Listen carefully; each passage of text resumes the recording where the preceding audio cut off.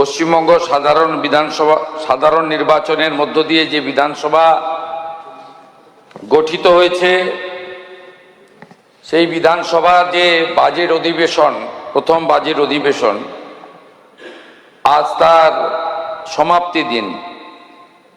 প্রথা মেনে ধন্যবাদ জ্ঞাপন হবে এবং আমরা যে কয়েকটা দিন বা যে কয়েকটা ঘন্টা অতিবাহিত করলাম, তাতে কি কি বিষয়ে, কতগুলি বিষয়ে আলোচনা হলো সেটা উল্লেখ করা হবে। এটা প্রথা। আমি প্রথমে আপনাকে ধন্যবাদ জানাই, সর্বসম্মতিক্রমে হাউস আপনাকে অধ্যক্ষ নির্বাচিত করার মধ্য দিয়ে একটা বার্তাই দিয়েছে যে আমরা চাই সংসদীয় পরম্পরা, বিধানসভার ঐতিহ্য, গরিমা আরো উত্তরোত্তর বৃদ্ধি পাক। আমি সাথে সাথে প্রথমেই বিরোধী দলের সমস্ত অপোজিশন লিডার সহ সমস্ত সদস্য, কারণ ভিন্ন ভিন্ন দল নিয়ে এবারে বিরোধী দলের সমষ্টি তৈরি হয়েছে বা জনগণ তৈরি করে দিয়েছে। আমি প্রত্যেকটি দলের প্রত্যেকটি অংশের সংখ্যার বিচার না করে ব্যক্তিগতভাবে প্রত্যেককে ধন্যবাদ জানাবো। তার সাথে শাসক পক্ষের সমস্ত বিধায়কদেরও ধন্যবাদ জানাবো, কারণ এই বিধানসভায় শতকরা ৭৫% বেশি নতুন বিধায়ক নির্বাচিত হয়েছেন, যারা প্রথমবারের। কিন্তু আমি বক্তব্য প্রত্যক্ষভাবে শুনেছি, বিভিন্ন সময় সুযোগ পেলে, যেহেতু এবারের বিধানসভা লাইভ হয়েছে এবং ইউটিউব চ্যানেলের মাধ্যমে এই রাজ্যের mainstream electronics media, social media, portal, YouTuber, তারাও এমনকি কিছু কিছু বিষয়ে ন্যাশনাল মিডিয়াতেও পশ্চিমবঙ্গ বিধানসভা এবারে জায়গা করে নিয়েছে। এটি একটি গুরুত্বপূর্ণ অধ্যায়ের সূচনা। আপনারা জানেন, আমরা সব সময় বিধানসভাকে প্রাণবন্ত করতে চাই। প্রথম দিন যখন আপনাকে ধন্যবাদ জ্ঞাপনের উপরে বক্তব্য হচ্ছিল, সেই দিনই আমি বলেছিলাম সংখ্যা ফ্যাক্টর নয়। House belongs to opposition. আপনাদের অর্ধেক সময় দেওয়া হবে। বিএ কমিটির সুপারিশক্রমে সেই কাজ আপনার নেতৃত্বে হয়েছে, কিন্তু ইতিমধ্যে বিধানসভায়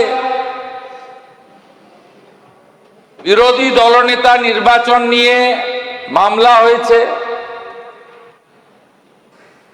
এক্ষেত্রে আমি কোনো মন্তব্য করব না, বিচারাধীন বিষয়। তো আমার সবচেয়ে খারাপ লেগেছে,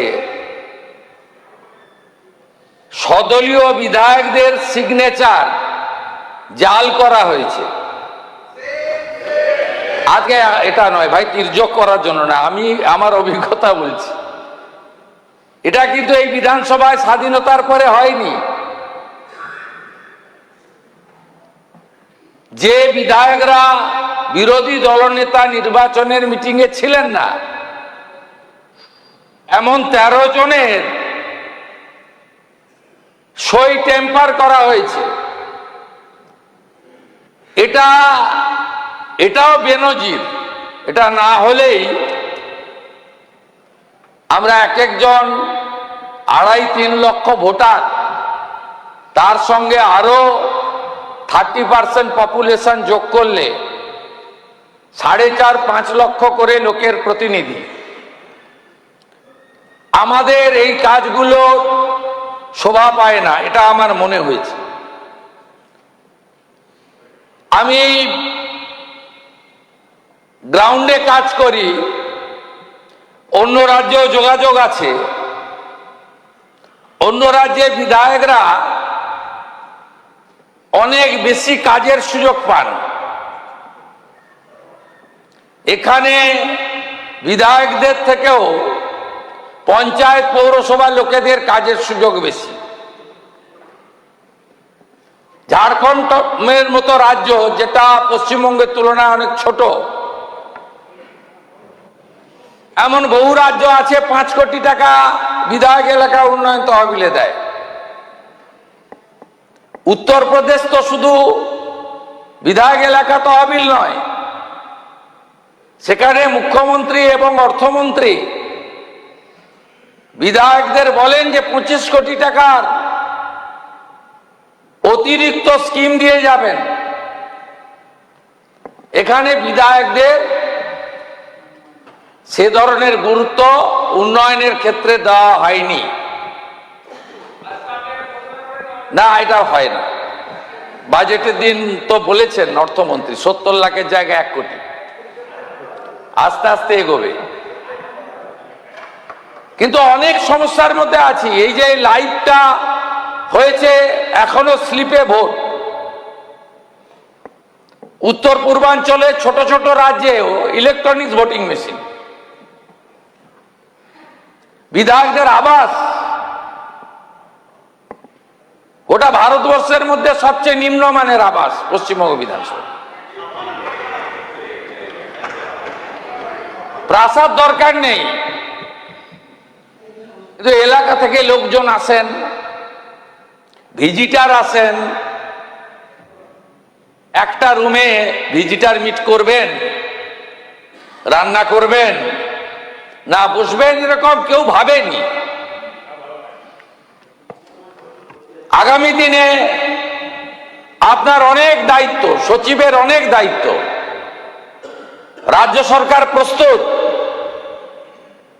জমি দেওয়া হবে, বরাদ্দ দেওয়া হবে। বিধায়কদের কাজের পরিবেশ তার বিধায়ক আবাস থেকে শুরু হওয়া উচিত এবং তার এলাকায় গিয়ে শেষ হওয়া উচিত। আমি 5 বছর অপোজিশনের এমএলএ ছিলাম।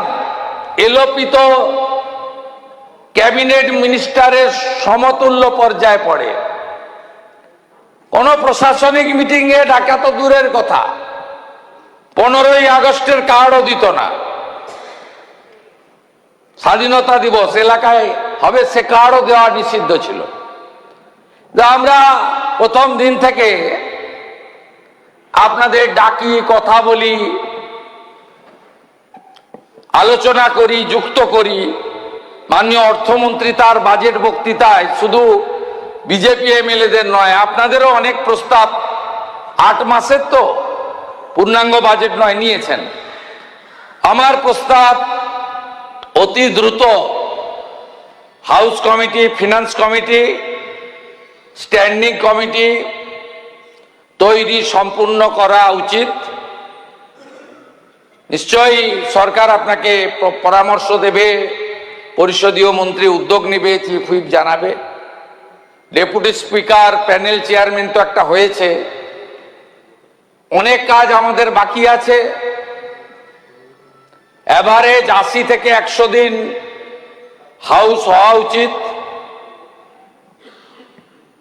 এবং বিধানসভা প্রিমিসেসের মধ্যে যেমন ইলেকট্রনিক্স ভোটিং মেশিনও চাই, তেমনি আপনার নেতৃত্বে সচিবের ক্যান্টিনের গুণগত মানটাও বাড়ানো উচিত।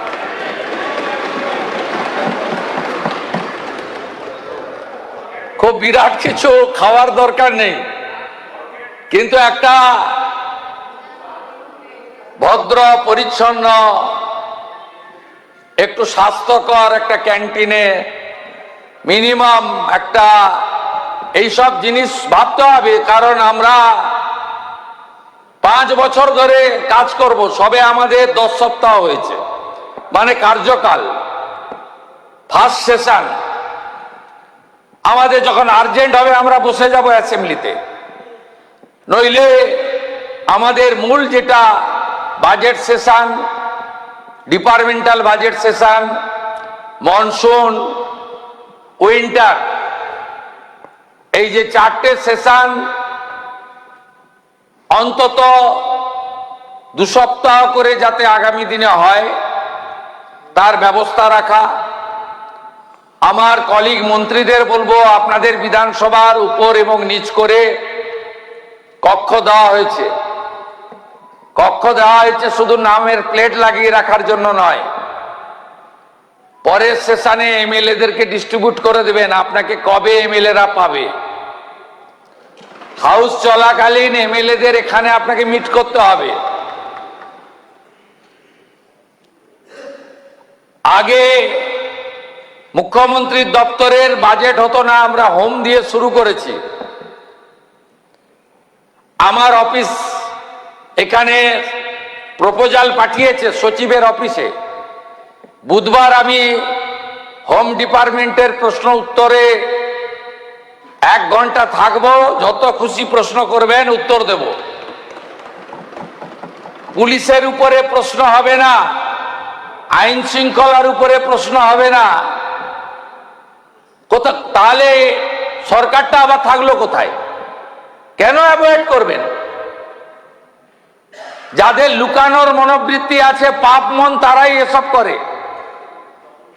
আর যারা ফেস করতে জানে, যাদের পার্সোনাল এজেন্ডা থাকে না, যাদের দায়বদ্ধতা থাকে, যাদের কমিটমেন্ট থাকে, যাদের সংবিধানের উপরে প্রগাঢ় ভক্তি এবং আস্থা থাকে, তাদের উচিত ফেস করা। মাননীয় মন্ত্রীরা বিধানসভা চলাকালীন বিধায়কদের সঙ্গে মিট করুন, প্রশ্ন উত্তরে উপস্থিত থাকুন। মাননীয় অধ্যক্ষ মহোদয়, আপনাকে আরো কড়া হতে হবে। বিধানসভা চলাকালীন 7 জনের কম মন্ত্রী থাকলে আপনি হাউস মুলতবি করে দেবেন।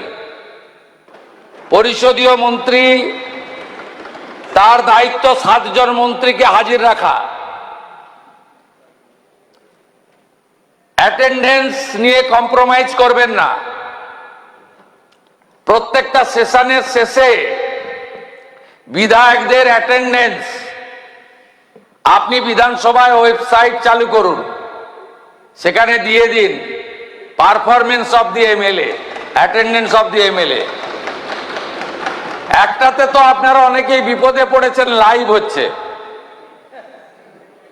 অনেকেই এলাকার লোক ধরছে যে প্রত্যেক দিন অমুককে দেখা যাচ্ছে আর আপনাকে একদিনও দেখা যাচ্ছে না কেন। এক্ষেত্রে নওশাদ সিদ্দিকী একটু বেশি নাম্বার পেয়ে যাচ্ছে।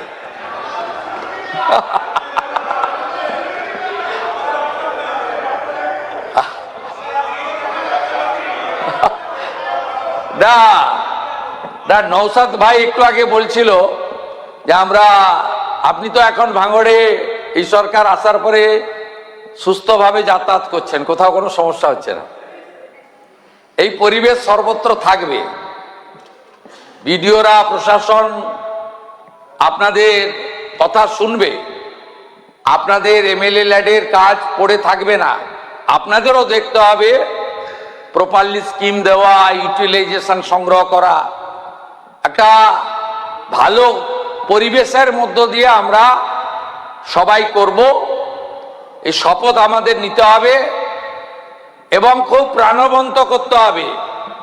Finance committee, house committee, standing committee, public accounts কমিটিকে সব হিসাব নিকাশ সব করতে হবে। আপনি ইতিমধ্যে একটা ভালো ওরিয়েন্টেশন ক্যাম্প করেছেন 2 দিনের, লোকসভার স্পিকারকে নিয়েছে, এর জন্য আপনাকে বিশেষ ধন্যবাদ। আগামী দিনে স্ট্যান্ডিং কমিটি হাউস এবং ফিনান্স কমিটির চেয়ারম্যান হয়ে গেলে তাদেরকে নিয়েও একটা আপনি ওরিয়েন্টেশন ক্যাম্প করুন। স্ট্যান্ডিং কমিটির চেয়ারম্যানদের যে রোল পারফরমেন্স সেটা করা, লাইব্রেরিকে আরো বেশি আপনি আপডেট করুন। লাইব্রেরি থেকে তথ্য পাওয়ার ক্ষেত্রে আরো বেশি করে যাতে সমৃদ্ধ হয়। মাননীয় বিধায়কদের বলবো, আমি 2006 আসার পরে পুরো লাঞ্চ টাইমটা লাইব্রেরিতে কাটাতাম। আমি ডক্টর বিধানচন্দ্র রায় থেকে, ডাক্তার আমাদের অজয় মুখোপাধ্যায় থেকে এবং অনেক বামপন্থী সদস্যরও, বিনয় কৃষ্ণ চৌধুরী থেকে শুরু করে, তাদের বক্তব্য আমি লাইব্রেরিতে গিয়ে পড়েছি। নতুন বিধায়করাও লাইব্রেরিতে গিয়ে, যারা 5 বার 7 বার 8 বার করে এমএলএ হয়েছেন, অত্যন্ত সম্মানীয় ব্যক্তি, তাদেরও বক্তব্যগুলো পড়ে নিজেকে সমৃদ্ধ করুন। এখন থেকে প্রস্তুতি নিন, প্রচুর প্রশ্ন জমা দিতে হবে এবং প্রশ্ন করতে হবে, সাপ্লিমেন্টারি প্রশ্ন করতে হবে, তার প্রস্তুতি আপনারা নিতে থাকুন। আমি আবাস ক্যান্টিনের কথা বলার পরে পরিশেষে মাননীয় অধ্যক্ষ এবং সচিবালয়কে বলবো যে এত সকালবেলা নাম জমা দেওয়ার জন্য বলেন, অনেক মেম্বারের অসুবিধা হচ্ছে। এটা আপনি আগের দিন ইভিনিং এ নেওয়া যায় কিনা এটা ভাবা দরকার। এটা দেখুন, এটা অনেকেরই সমস্যা হচ্ছে। আমার বড় দিদি মাতৃসভা শিখা চ্যাটার্জি প্রায় 1 লাখ ভোটে জিতেছেন এবারে, তাই তো? তা দিদি আমাকে বলছিলেন যে সকাল 7টায় এসে কি করে জমা দেব নাম। এটা অনেকেরই সমস্যা, দিদি বুঝেছেন। এটা নিয়েও সচিবালয়কে ভাবতে হবে, আপনার অনুমতি নিয়ে অল পার্টি মিটিং করে কিছু কিছু অভিজ্ঞতার ভিত্তিতে সিস্টেমও চেঞ্জ করে দেওয়া দরকার বলে আমার মনে হয়েছে। আমি আজকে আপনাকে ধন্যবাদ জ্ঞাপন করার সাথে সাথে আমার অভিজ্ঞতা এবং বিধায়কদের কিছু মনের কথা সেটা জানানোর জন্যই আমি বক্তব্য রাখার সুযোগ দিয়েছেন বললাম। আর নতুন অ্যাসেম্বলি তৈরি করতে হবে, যেমন লোকসভা তৈরি হয়েছে।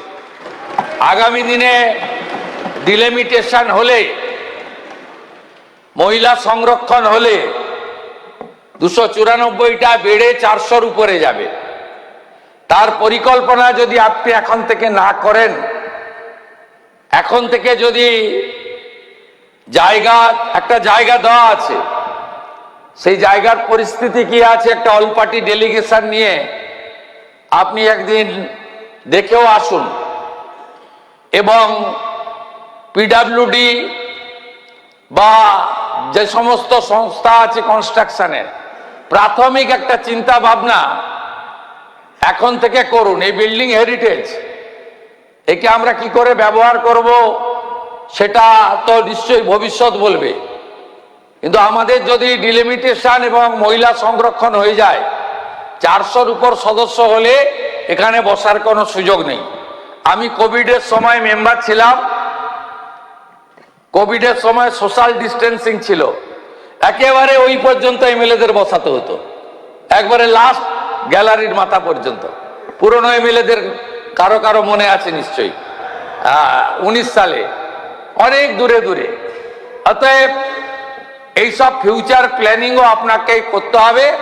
অর্থমন্ত্রীকে সাক্ষী রেখে বলছি, অর্থ কোনো সমস্যা হবে না।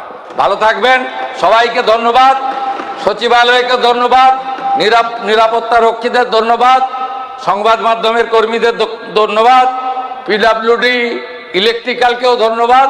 যারা ক্যামেরা নিয়ন্ত্রণ করেন, ভদ্র আচরণ যারা করেন তাদের দিকেই ক্যামেরাটা রাখবেন, অভদ্র আচরণ যে করেন তাদের দিকে ক্যামেরাটা বেশি রাখবেন না, মানুষ এগুলো পছন্দ করে না। সবাই ভালো থাকবেন।